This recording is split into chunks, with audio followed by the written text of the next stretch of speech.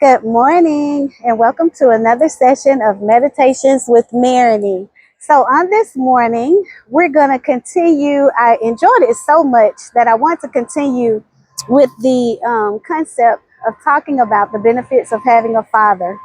And just kind of as I started that series, I could go on and on about it because I have so many great memories and things that I could speak about the benefits of having a father in my home.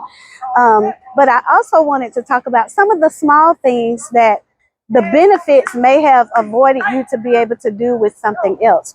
And so, with that being said, I kind of want to talk about conflict, like knowing how to deal with conflict. Because I did not experience a lot of conflict as a child, I can't say that I really knew how to deal with it as an adult.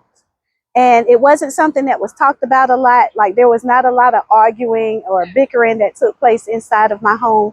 And so with that, I didn't know how to work through problems and issues. And I think for me, the biggest thing was I always felt like conflict meant that it was the end, when conflict just means that we're working through something. So when you think about what parameters that you put in place as far as communication goes, it helps to know that conflict doesn't mean that it's the end.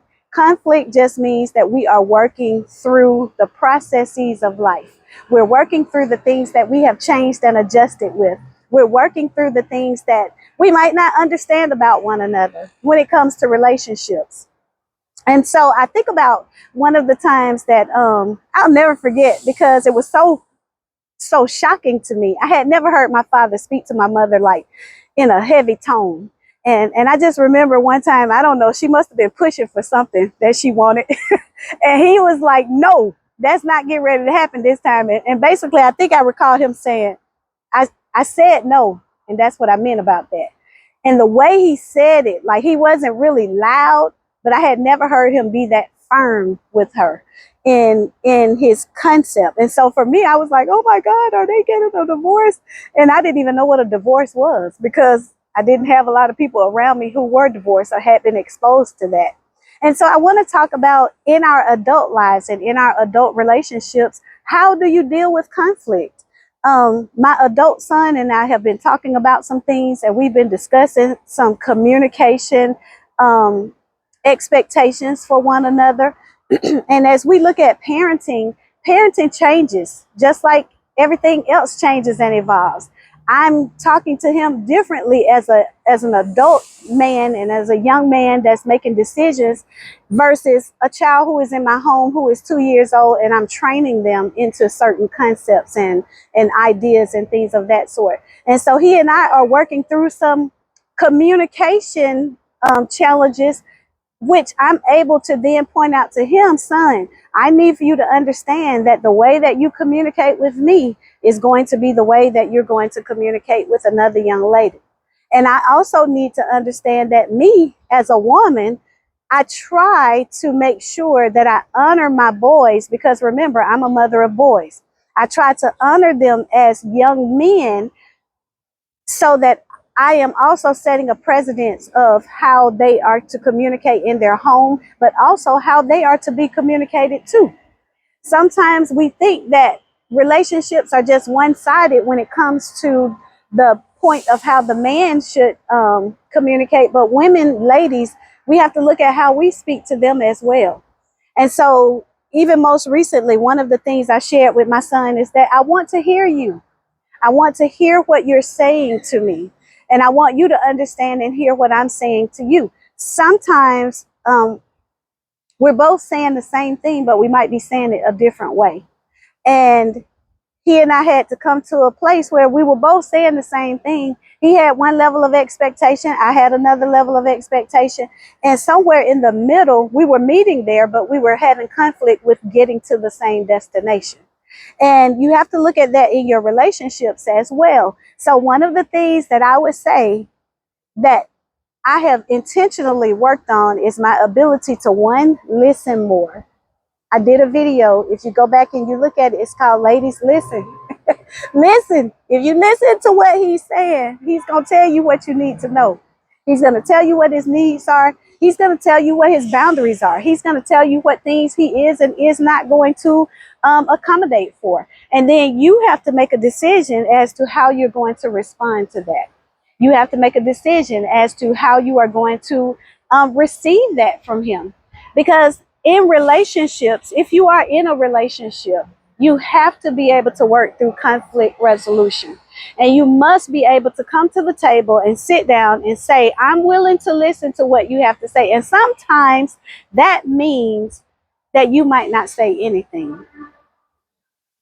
I'm going to let that sit right there. Because most ladies, we want to talk. We got to give the gab like I do. Sometimes I just have to zip it. There's a time for me to speak sometimes. There's a time for me to be quiet. And when I say be quiet, I'm not talking about the silent treatment. I'm talking about the opportunity for God to speak. There are sometimes, ladies, what it makes me ask is, what is your prayer life like?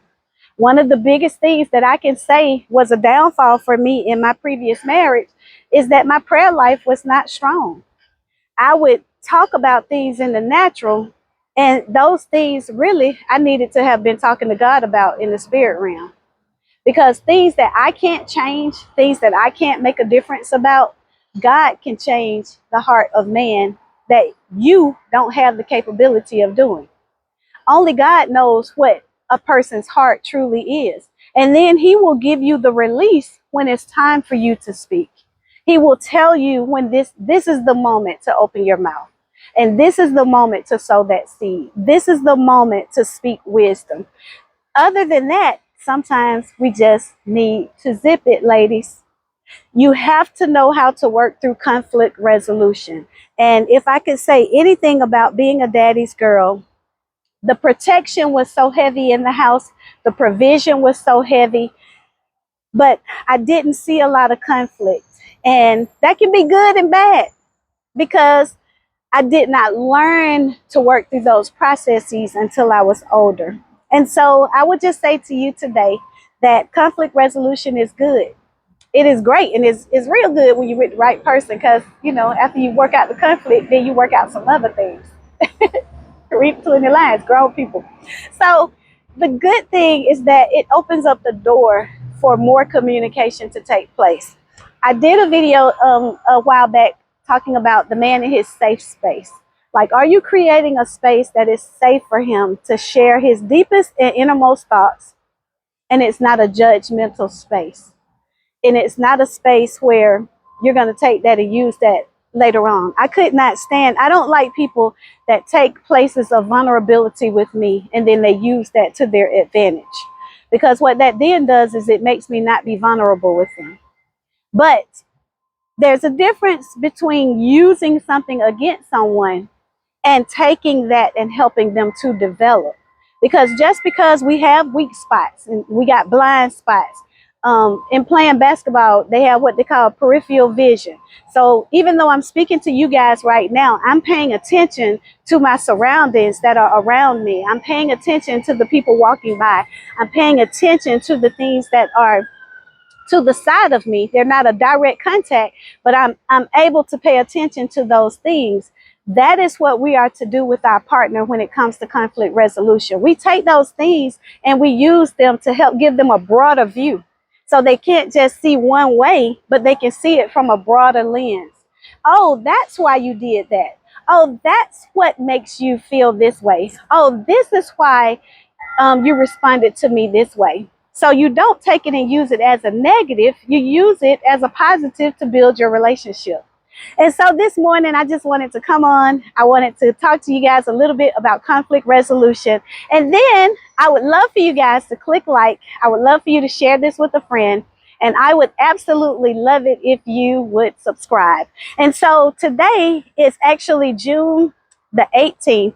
2025, and today is my uncle's 89th birthday, and I want to close out my meditations with Marigny with singing a little happy birthday song to him, and I'm gonna clip it and put it out for him because he's not on Facebook, but I think he can get to YouTube. And so this morning I want to say, Uncle Abner, happy birthday to you. Happy birthday to you. Happy birthday, Uncle Abner. Happy birthday to you. And that's why I'm his favorite, because I'm the favorite niece. Yes, I am. I don't tell nobody, but I think we just did. But happy birthday, Uncle Abner. 89. We're going to turn up next year. So just go ahead and get ready. Y'all know for his 90th, we got to do something fabulous. We had a cookout this weekend, but next year we got to do something even greater. Have a great day, y'all. Bye.